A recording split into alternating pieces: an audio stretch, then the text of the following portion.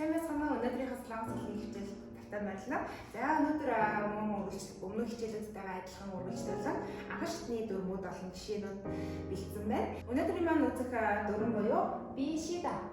Монгол хэлний цай нөхцөлтэй дүүцэх ба ямар нэгэн үйлдэлийг хамтдаа хийцгээе хэмээн уриалгад хэрэглэгддэг нөхцөл байна. За тэгэхээр яаж үгэнд болохоор яаж залгаж байгааг хамтдаа харцгаая. Гэгүүл хичээл төгссөн үйл өгөн дээр ипшида буюу үе үсэг маань жирэлдэж ороод ипшида залгагдана. За жишээ үг маань болохоор могда гэдэг итэр гэсэн үйл үг байна. За могда дээр болохоор дагаад хасагдаа үгийн үндсэн яг үгийн үндэс буюу мог дээрээ ипшида гэж буюу жирэлдэж ороод шууд могд ипшида ингэж залгагдаж орж байгаа. За энэ ишээ төгссөн үйл үг буюу када гэдэг үгэн дээр кадагийн даан хасагдаад үгийн үндсэн дээр када дээрээ шууд үе үсгэн шууд ингэж када дээрээ шууд ишийнхэн доор залгагдаад капшида гэж орж байгаа шүү. За тэгэхээр гэгүүлэгч болсон ишээ дээр бичигдэж байгаа нь бас өөр өөр байгаа. Тэгэхээр та бүхэн энийг анхаараарай. За дараагийн ипшида дүрмийнхаа жишээ өгүүлбэрүүдийг хамтдаа үздэгэ. 저녁에 김치찌개를 먹읍시다. 먹다 대래 으만 지르듯 저런 먹읍시다. 자, тэгэхээр энэ өгүүлбэр маань юу гэсэн үг вэ гэхээр 저녁에 김치찌개 буюу 김치тэй шүүл идэцгээ. За, идэцгээ гэдээ уриалга болоод саяны биднээс өгсөн ипшида дүрм маань ороод ирсэн юм байна. Тэгэхээр 김치тэй шүүл идэцгээ гэх нэг уриалгатаа 저녁에 김치찌개를 먹읍시다 гэж хэлсэн. За дараагийн жишээ өгүүлбэр маань болохоор 오늘 강남에 갑시다 гэдэг өгүүлбэр байна. За 오늘 буюу өнөөдөр, 강남 буюу солонгосын дүүргийг хэлж байгаа 강남으로 갑시다 буюу явцгаая. Бас ямар нэгэн хэнийг явцгаая буюу уриалга гаргаж байгаа үг байна тийм ээ. Тэгэхээр кага гэдэг өгүүлбэрийн үндсэндээ ишгээр төгсөж байгаа болохоор 갑시다 шууд залгагдаад 갑시다 гэж орж ирж байгаа шүү. За гурав дахь жишээ маань 버스를 타지 맙시다. 지하철을 탑시다.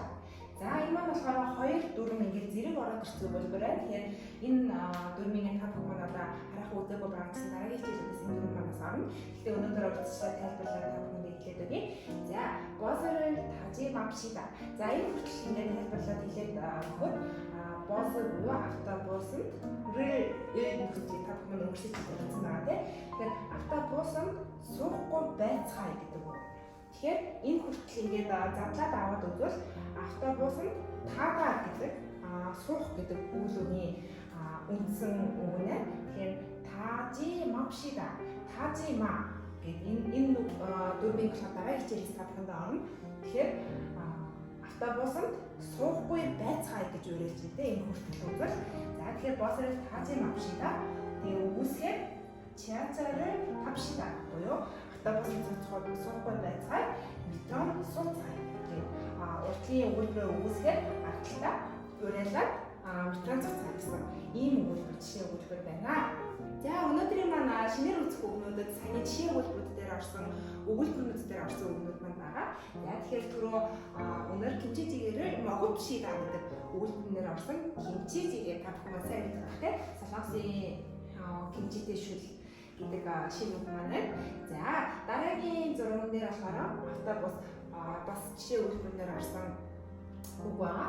За бус буюу автобус гэдэг шинэ үг байна. За саяны 3 дахь өгүүлбэр дээр мөн хагас орсон 지하철을 탑시다.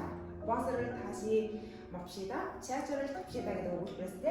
За тэр өгүүлбэрэн дээр маань гарсан 지하철 гэдэг үг маань метро гэдэг үг байгаа. Тэгэхээр та бүхэн маань өнөөдрийн жишээ өгүүлбэрүүд дээр гарсан шинэ 3 үгийг хэлээд аваарай.